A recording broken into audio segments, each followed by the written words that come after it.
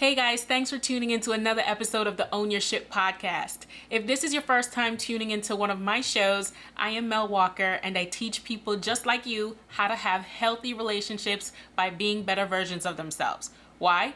Because you attract what you are and what you fear. If you've watched a few of my videos already and you have not subscribed yet, what are you guys waiting for? Please go ahead and hit that subscription button to officially become a part of the family. Now let's dive into today's episode.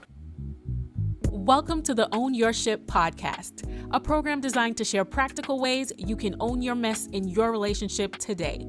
I'm your host, Mel Walker. Let's dive in. There are some people who believe that the number one reason why marriages fail is because of finances. While there might be some truth to finances contributing to marriages being dissolved, I don't necessarily believe that it's the ultimate reason why. The unfortunate truth is that a lot of people walk into marriages with the idea of what finances are supposed to be like. They go in with what they've been taught from previous relationships, and some from what they've seen with their own parents, and some with the mindset of how they handle finances in their singleness, which may have not been that great. Having a conversation about finances in marriage can be very uncomfortable for the main reason that many of us were never really taught how to handle finances to begin with. However, building a solid financial plan teaches couples how to communicate about finances, how to dream, how to plan for their future. So here are some tips that I'd like to share with you about getting your finances together as a newlywed. Tip 1, decide whether or not you're going to keep your finances separate or put it all together, or a little bit of both. Studies show that couples that combine their finances have a greater chance of creating wealth than that of couples who don't. Why? Because they spend most of their time focusing on how to make more together versus spending time proving what's rightfully theirs. What I've seen work best is having 4 accounts. A sole checking account for each partner and a joint checking account for joint expenses like the rent, the mortgage, the car note, the utilities, shared expenses, and of course, a joint savings account. Tip number 2, it's almost rare that everyone comes into a marriage without some debt. Work out a plan to pay off debt and stick to it.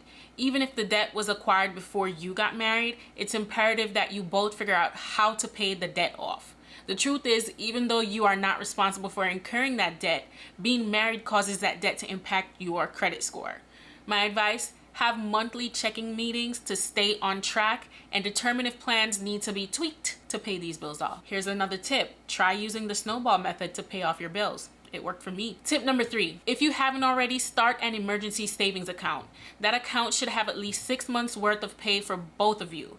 You're probably like, Mel, we're barely making it paycheck to paycheck, much less saving. Listen, if there's one thing I know, emergencies happen and unexpected bills, they pop up. So in order to have a healthy financial future as a couple, you have to plan for that. So even if it means saving a small amount every paycheck, it'll come in handy down the road, which in turn takes pressure off of your marriage. Now, this advice is probably going to sound far-fetched, but hear me out. Try cutting expenses and living on one salary. Do you really need a subscription for all the streaming platforms? Do you need cable?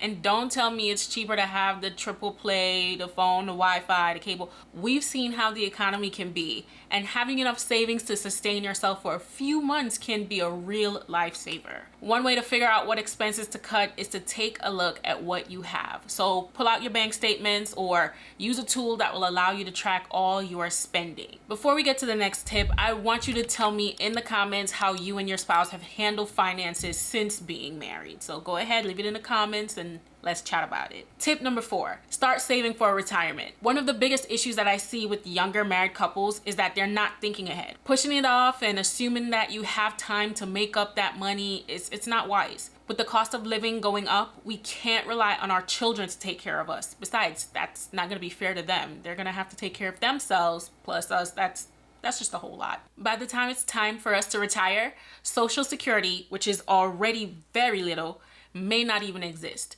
If you work for a company that will match your 401k, select your highest percentage that they'll match and do your best not to touch it.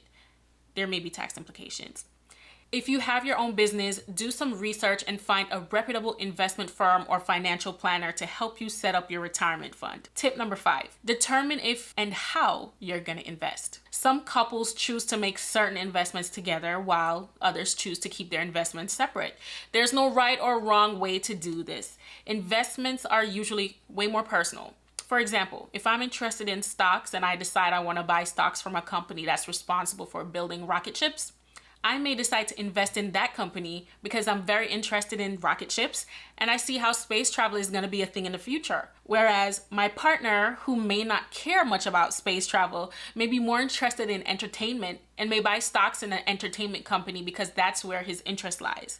The bottom line is partners should be able to communicate about how they want to manage their investments. Tip number 6, purchase a life insurance plan. I know it's cringy to have to think about something like that when you just got married, but you have to start thinking about how your family will be cared for in the unfortunate event that you pass on. I did a video a few months ago about protecting your legacy. I'll drop the description in the link so you guys can go check that out. All right, guys, so I left you with 6 strong tips to get you started.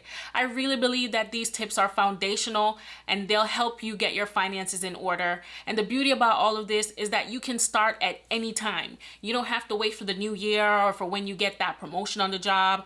I know, it looks tedious, but start with baby steps and watch your finances turn around. Thanks for watching today's episode. If you really enjoyed it, be sure to subscribe and don't forget to hit the bell so you don't miss any future episodes like this one.